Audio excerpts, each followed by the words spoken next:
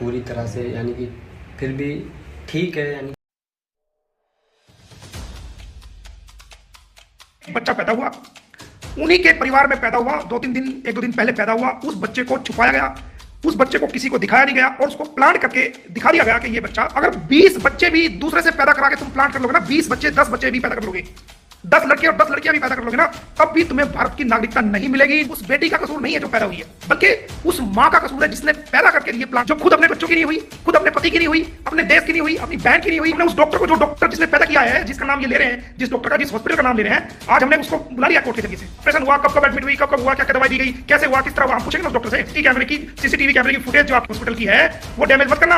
हमने बुला लिया नेत्रपाल को, हमने बुला लिया उनकी वाइफ को, रीमा जो भी है, हमने बुला लिया अंजलि को, उन 3 लोगों को भी हमने कोर्ट में बुला लिया। ये वादा है मेरा कि किसी कीमत पे भारत की सरजमीन की आपको नागरिकता नहीं लेने देंगे, किसी सूरत और किसी कीमत पे भी, चाहे आप 10 बच्चे और पैदा कर ले इलीगल तरीके। दोस्तों, सीमा भगोड़ी का खोल दिया राज। मोमिन मलिक सर ने अब सीमा हैदर पर पुलिस की गिरफ्तारी का डंडा चलेगा। अब ये भगोड़ी रोएगी सचिन के गले लगकर, क्योंकि दोस्तों अब ये इसे नहीं बचा पाएगा कोई, क्योंकि ये जाने वाली है जेल। दोस्तों, जैसे कि आप सबको ये बात अच्छे से पता है, ये भगोड़ी नई नौटंकी कर रही है बच्चा पैदा करने की, और ये बात आप सब ने जाना होगा और देखा भी होगा कि ये भगोड़ी किस तरह से अस्पताल से आती है बैठकर। कोई भी औरत जो कि बच्चा पैदा करती है वो इस तरह नहीं बैठ सकती एकदम से, क्योंकि दोस्तों इस औरत ने अजूबा बना दिया है और ये सारी हदें पार कर दी हैं बेशर्मी की। क्योंकि दोस्तों इस औरत ने ये दिखा दिया है कि ये बहुत बड़ी बेशर्म औरत है और झूठी औरत है। ये नई नौटंकी कर कर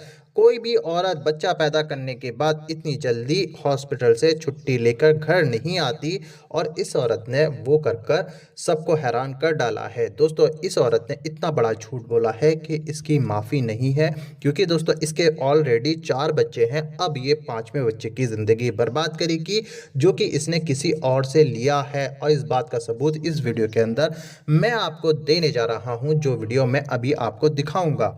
उस वीडियो में आप देखोगे कि ये भगोड़ी कितनी बड़ी नौटंकीबाज ड्रामेबाज औरत है और इसने क्या झूठ बोला है और किस तरह से झूठ बोला है। मगर दोस्तों, ये वीडियो दिखाने से पहले मेरी आपसे गुजारिश है, आज का मेरा ये वीडियो पूरा एंड तक जरूर देखना, और अगर आप मेरे चैनल पर नहीं आए हो, चैनल को जरूर सब्सक्राइब करना, साथ में इस वीडियो को ज़्यादा से ज़्यादा लोगों में शेयर जरूर करना। चलिए दोस्तों, पहले आप ये वीडियो देखिए, फिर आकर मैं आपसे बात करता हूँ कि किस प्रकार एक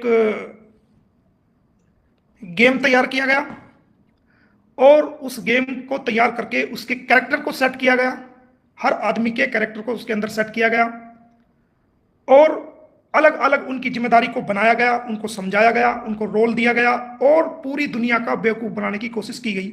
ये आज सारी दुनिया ने देख लिया।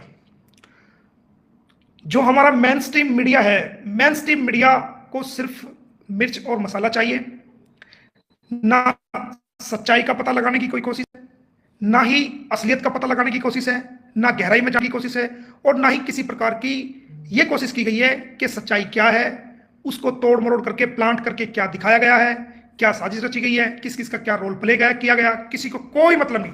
सबको मिर्च मसाला चाहिए अपने अपने चैनल्स को चलाने के लिए, टीआरपी को बढ़ाने के लिए, ब्रेकिंग न्यूज देने के लिए, और वो इस प्रकार दौड़ पड़ते हैं जैसे कोई स्टेशन से रेल छूटी जा रही है और अगर वो खबर ना चलाई तो उनकी टीआरपी जो है खत्म हो जाएगी। ये सब किया जा रहा है।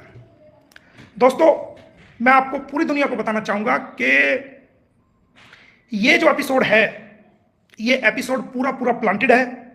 जो हमने अपने लेवल पे इंक्वायरी की है, जो हमें पता चला है, जहां तक हम पहुंचे हैं, हम इस देश में मैं पानीपत में हूं, मेरा बेस पानीपत है, तो पानीपत से हमने एक नारा दिया था पूरी दुनिया को कि बेटी बचाओ और बेटी पढ़ाओ।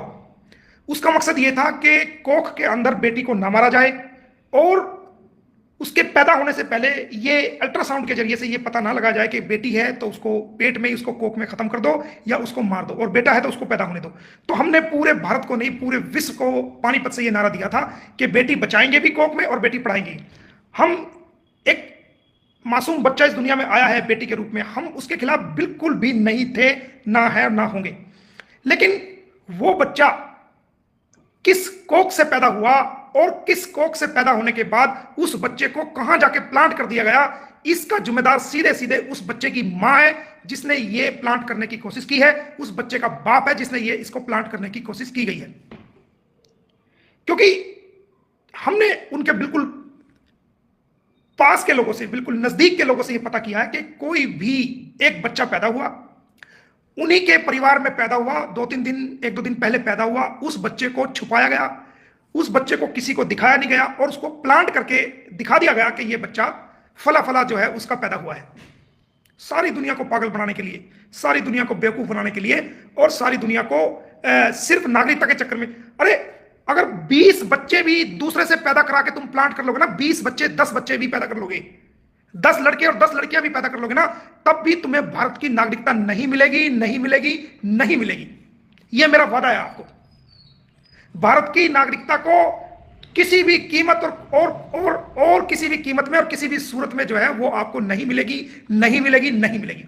आपने एक उस मासूम सी बच्ची की जिंदगी को और अंधेरे में धकेल दिया, जो मासूम सी बच्ची ने अभी पूरी तरह आंख भी नहीं खोली है और वो पैदा हुई है। किसको? ये बच्चे का कसूर नहीं है, उस बेटी का कसूर नहीं है जो पैदा हुई है, बल्कि उस मां का कसूर है जिसने पैदा करके ये प्लांट कराई है।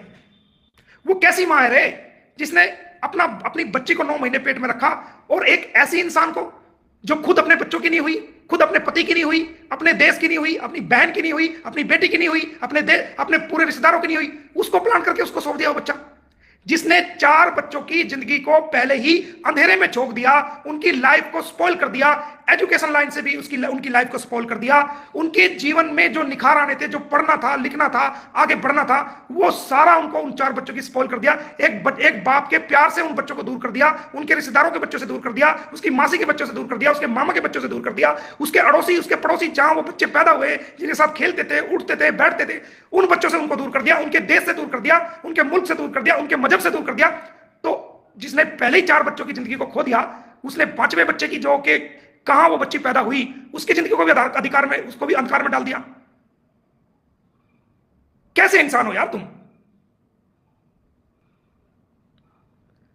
दीन, धर्म, माया, ममता, इंसानियत, कोई चीज बची नहीं तुम्हारे अंदर। बस अपनी नाक को बचाने के लिए इतना बड़ा पाप, इतना बड़ा गुनाह, इतना बड़ा जुल्म कर दिया तूने, और उस गुनाह में कितने लोगों को शामिल कर दिया, कितने कैरेक्टर्स को शामिल कर दिया उसके अंदर। उसमें नर्सों को भी शामिल कर दिया, डॉक्टरों को भी शामिल कर दिया, पड़ोसियों को भी शामिल कर दिया, मीडिया वालों को भी शामिल कर दिया, अड़ोसियों पड़ोसियों को भी, रिश्तेदारों को भी, सब लोगों को तुमने शामिल कर दिया। सब लोगों को पाप का भागीदार तुम लोगों ने कर दिया, सब लोगों को, सिर्फ अपने आप को दिखाने के लिए कि नहीं ये ऐसा हुआ, जबकि ये इम्पॉसिबल है, ऐसा है ही नहीं। हमने गहरे लेवल से इंक्वायरी करी है, गहरे लेवल से, बिल्कुल ऐसे लेवल से इंक्वायरी करी है जो इंसान 24 घंटे इनके घर आता है, जाता है, ऐसे इंसान से हमने एक से नहीं कई लोगों से वेरीफाई किया है। ये बच्ची हमारी सर्च के मुताबिक, हमारी खोज के मुताबिक 1-2 दिन पहले पैदा हुई, किसी और के यहां पैदा हुई, और इस बच्ची को प्लांट कर दिया गया, प्लांट कर दिया गया। बड़े दुख की बात है।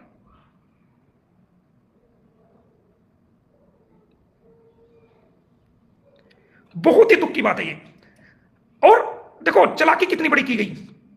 ये कहा गया कि बच्ची जो है वो जो बच्ची पैदा हुई, वो बच्ची नॉर्मल डिलीवरी हुई, ताकि कल को अगर कोई जांच होने लगे तो वो ये कह सके कि जी बच्ची जो है नॉर्मल डिलीवरी से हुई।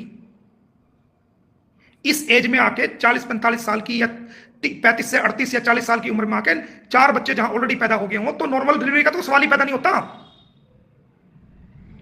अगर प्लांट ही कर रहे थे तो सिजेरियन, जो ऑपरेशन से बच्चा पैदा होता है, वो दिखाते ना, उसमें टाके भी आते हैं, ऑपरेशन भी होता, उसकी रिपोर्ट भी आती है, उसके फोटो खिंचा, जैसे दिखा रहे हो ना, उसके फोटो उसके दिखाते, पता लगता।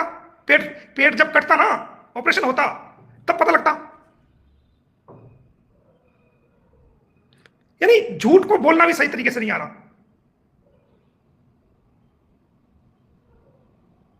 और पूरी दुनिया को बेवकूफ बनाने की कोशिश। हम बैठेंगे नहीं चुपचाप, हम दुनिया की आंखों में धूल नहीं झोंकने देंगे आपको, इस बात का ख्याल रखना आप। हमने की है बड़ी कार्रवाई आज, और हमने उस डॉक्टर को, जो डॉक्टर जिसने पैदा किया है, जिसका नाम ये ले रहे हैं, जिस डॉक्टर का, जिस हॉस्पिटल का नाम ले रहे हैं, आज हमने उसको बुला लिया कोर्ट के जरिए से, ऑर्डर हो चुके हैं आज। हम सुबह से लगे हुए थे इसी में, हमें पता था आप ऐसा करोगे।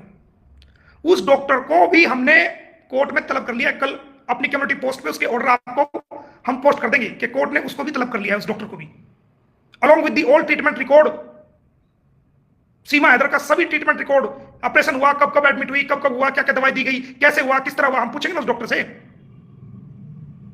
हम पूछेंगे कोर्ट में बुला करके कि डिलीवरी कैसे प्लांट होती है, कैसे ओरिजिनल होती है, और इसमें कैसे हुई है, क्या हुआ। और जो आपके सीसीटीवी कैमरे की फुटेज है ना, उसको डिस्ट्रॉय मत करना डॉक्टर साहब। ये हम आपको बता रहे हैं कि सीसीटीवी कैमरे की फुटेज जो आपके हॉस्पिटल की है वो डैमेज मत करना। ये हम आपसे रिक्वेस्ट कर रहे हैं, हम आपसे हाथ जोड़ के प्रार्थना कर रहे हैं कि उस फुटेज को आप जब से ये एडमिट हुई है और जब तक यहां से डिस्चार्ज होगी, तो वो कैमरे की फुटेज हम कोर्ट में बुला रहे हैं। आप उसको किसी भी कीमत पे उसको डिस्ट्रॉय मत करना, क्योंकि अगर आप डिस्ट्रॉय करोगे तो कानूनी मुसीबत में फंस जाओगे। अच्छा है कि आप जो है वो उसको डिस्ट्रॉय ना करें, उसको रखें। बात क्या हो सकती है कि आप बिना एक व्यक्ति से जिसके आप निकाह में हैं, जिसकी आप पत्नी है, मूल रूप से जो आपका पति है, जो आपके पासपोर्ट में पति है, आपके वीजा में आपका पति है, आपके एनआईसी में पति है, सारे डॉक्यूमेंट्स में आपका पति है, उससे बिना तलाक लिए हुए आप एक गैर मर्द के साथ इलीगल रिलेशन में रह रही हैं और उसको दिखा रही हैं, उसको प्लांट करके दिखा रही हैं कि ये मैं उसका बच्चा पैदा कर रही हूं। ये एक सोची समझी साजिश, गुलाम हैदर को नीचे दिखाने वाली साजिश है। दोस्तों देखा आपने ये वीडियो, मुझको पूरी उम्मीद है ये वीडियो देखकर आपको सब कुछ समझ में आ चुका होगा इस भगोड़ी के बारे में। दोस्तों आपकी क्या राय है इस वीडियो के बारे में, मुझे कमेंट बॉक्स में आकर कमेंट कर जरूर बताना। दोस्तों आज की वीडियो में बस इतना ही, मैं फिर मिलूंगा ऐसे ही दूसरी वीडियो के साथ, तब तक के लिए खुदा हाफिज़।